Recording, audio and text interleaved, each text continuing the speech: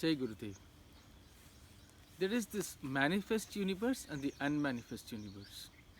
The unmanifest universe is called Purusha. What is manifest, what we can see, perceive, is the Prakriti. In the Bhagavad Gita, Krishna says, Bhumirapo nalo vayuhu kham mano buddhirevacha ahankara iti yamme binna prakritirashtada. So to our understanding, this Prakriti is an eightfold system, eightfold element system. The 5 elements: earth, water, air, fire and space. Bhumi, Rapo, Nalo, Vayuhu come. And then Mano. Mano is Manasus or the mind. Buddhi is intellect.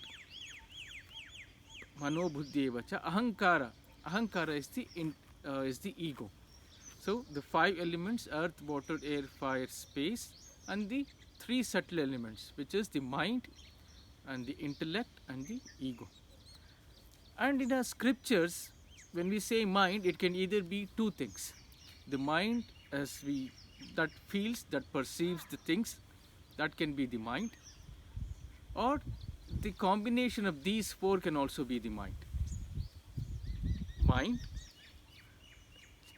manas, chitta, the subconscious or the memory, intellect and ego.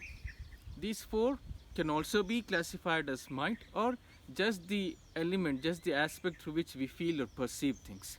So depending on the context that we use, the definition of mind, this definition of mind can vary. So we can see the earth element, we can see the water element, we can see fire element, we can also feel air, we can also feel the space, we can also have a look at the space element. But mind we cannot perceive. Mind, intellect, memory, ego, these 4 things we cannot perceive. So the subtler we go, we cannot see. Now this is going from the gross to subtle. The subtler we go, we cannot perceive the intellect, memory, ego, and then the self. So, and the subtler we go towards the self, the stronger it becomes. The mind, intellect, memory, ego, these things are all stronger. And just to give a brief introduction of how this 4 elements of mind works, to give a brief analogy of it, think of this as an ocean, and the waves rising in the ocean is the mind. And the ocean body itself, the body ocean itself is the subconscious mind or chitta or the memory.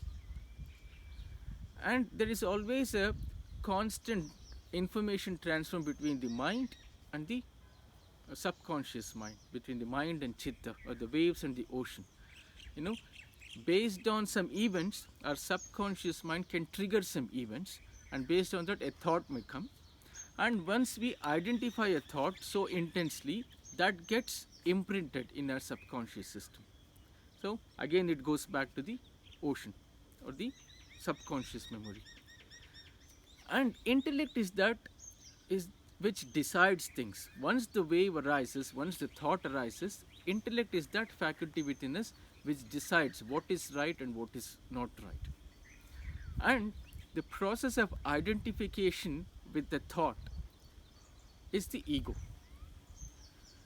So these are the 8-fold elements. Bhumi, Rapo, Nalo, Vayuhu kham mano buddhirevacha ahankara iti yamme bhinna prakritirashtada.